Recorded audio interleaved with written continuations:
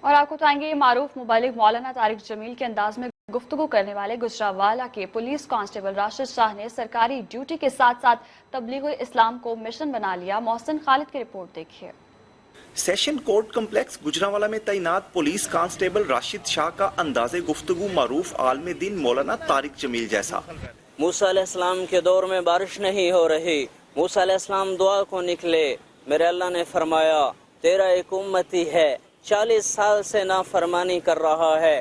ماہ سیام میں راشد اپنی نوکری کے ساتھ ساتھ دین کی تبلیغ میں بھی مصروف ہے۔ جب میری کالج لائف تھی میں نے انہیں سنا، میں نے انہیں یاد کرنا شروع کر دی، ان کے بیان۔ ان دوستوں کا میں مشکور ہوں، بے حد مشکور ہوں کہ یہ ٹائم دیتے ہیں، سنتے ہیں بات کو، اللہ اور اللہ کے رسول کی بات کو۔ ڈیوٹی سے فارغ ہوتے ہی پولیس اہلکار اور عدالتی عملہ راشد کا بیان سننے سیشن کورٹ کمپلیکس کے باغ میں جمع ہو جاتے ہیں۔